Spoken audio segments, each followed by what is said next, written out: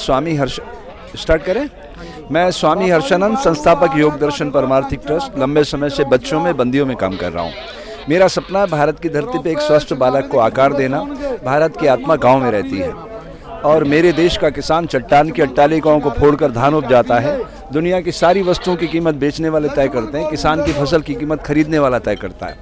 अभी जो ये मूवमेंट चल रहा है किसानों का, ये प्रकृति चला रही, प्रकृति चाहती है, क्योंकि बहुत लंबे समय तक किसानों पे अत्याचार होता रहा है। 1947 से लेकर आज तक किसानों की किसी ने सुध नहीं ली। भारत का किसान ऋण में जन्म लेता है, ऋण में पलता है, ऋण चुकाने के लिए भावी पीढ़ियों पर छोड़ के चल देता है। इस दृश्य को बदलने के लिए प्रकृति स्वयं किसान को आगे लेके आई है और सामने जो खड़ा है वो एक प्राइवेट कंपनी, मैंने उसको नाम दिया है नाग, नरेंद्र, अमित एंड गौतम अडानी कंपनी। नरेंद्र मतलब वो एक मांबा सांप है जो जहर फेंकता है, उसके अंदर मांबा दक्षिण अफ्रीका से आके प्रवेश कर गया है। वो अपने पॉइजन से लोगों की आंखों को अंधा कर रहा है और ये कह रहा है कि ये खालिस्तानी है, आतंकवादी हैं, पाकिस्तान प्रायोजित हैं। मतलब उसकी दृष्टि में दोष आ गया है। ओके। और दूसरा है अमित शाह, ये कोबरा है। ये क्या करता है, वहम का व्यापार करता है, सपने दिखाता है बड़े बड़े, आपका हमारा जेब खाली कर लेता है। और इन दोनों को अरेंज कर रहा है गौतम अडानी, जो वाइपर जैसा है। वाइपर क्या करता है, वो जहर लगा बॉडी पे और बॉडी का डेथ हो जाता है। ये क्या है, बिना रजिस्ट्री के इनके खातों में ज़मीनें चढ़ रही है किसानों की। इसको मैं अन्याय समझता हूँ और मैं समझता हूँ कि मैंने भारतीय संविधान को बहुत गहरे से पढ़ा है और समाज को पढ़ाता भी हूँ। भारतीय संविधान, उसके 3 पिल्लर हैं। मीडिया कोई पिल्लर नहीं है, मीडिया तो एक वॉच डॉग है, एक मिरर है, दर्पण की तरह। ओके। उसकी कोई बड़ी भूमिका नहीं होती है, लेकिन ये तीनों हैं। इनमें सबसे महत्वपूर्ण है कार्यपालिका, जो आपके हमारे वोट से चुने गए जनप्रतिनिधि सरकार बनाते हैं, वही संविधान में संशोधन कर सकते हैं। राइट।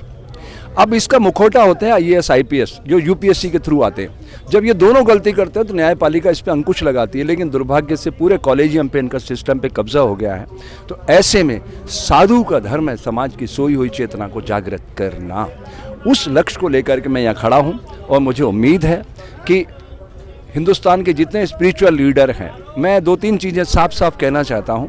पहले फेज़ में, क्योंकि ये किसान लोग बहुत सीधे होते हैं, सरल होते हैं, प्रकृति से जुड़े रहते हैं, इनमें कोई मिलावट नहीं होती है और राजनीति में साम दान दंड भेद होता है। तो मैं फेज़ 1 की बात करता हूँ। जितने स्पिरिचुअल लीडर हैं, जो पंथों के, धर्म तो हम सबका एक ही है, संसार में 2 जातियाँ, male and female, that's all.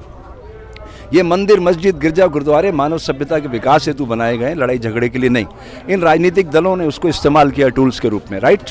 लेकिन अब मैं ये कहना चाहता हूँ, पहले फेज़ 1 में कैसे हमें लड़ना चाहिए सिस्टम से, इस प्राइवेट कंपनी को कैसे कमज़ोर करना होगा, वो फेज़ 3 बता रहा हूँ। ये फेज़ 1 में जितने स्पिरिचुअल लीडर हैं, हिंदू, मुस्लिम, सिख, ईसाई, जैन, जो पंथों को रिप्रेजेंट करते हैं, इन सबको मिल करके पंत प्रधान से मिलना चाहिए और उनसे कहना चाहिए कि देखो, भारत के अन्नदाता को मजबूत किए बिना हम विश्व गुरु भारत को नहीं बना सकते, आपको इनके आगे झुकना चाहिए, क्योंकि इन्होंने वोट से आपको वहाँ पहुँचाया।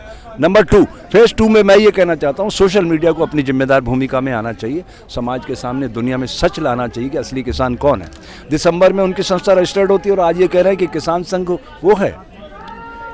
क्या उनकी मानसिक दिवालियापन है? उसको, नरेंद्र को मानसिक इलाज करवाना चाहिए अपना बेहतर तरीके से। ओके। नंबर 3 फेज़, इससे सबसे महत्वपूर्ण बात कहने जा रहा हूँ मैं, जो जन जन के भीतर सामाजिक चेतना का शंखनाद कर सकती है। ये जो मोबाइल है, इसको पढ़ के सुंदर पिचाई 5 करोड़ रुपए रोज कमा रहा है गूगल कंपनी से। अगर हम बच्चों पे फोकस करेंगे, शरीर, प्राण और विचार को मिलाना सिखाएंगे, तो इस धरती पर आने वाला हर नवजात शिशु सुप्त विवेकानंद को जगाएगा, बिल गेट्स बनेगा, दुनिया को खुशहाल बनाएगा। हमें इसकी ज़रूरत है ताकि समाज के जीवन के बुनियादी हक, बिजली, सड़क, पानी, चिकित्सा, शिक्षा जब आसानी से मिलेंगे, मेरे देश का किसान अपनी MSP और MRP खुद डिसाइड करेगा, वो मजबूत होंगे तो आने वाली हमारी नस्लें मजबूत होंगी। इसलिए मैं खड़ा हूँ। धन्यवाद। जय हिंद, जय भारत।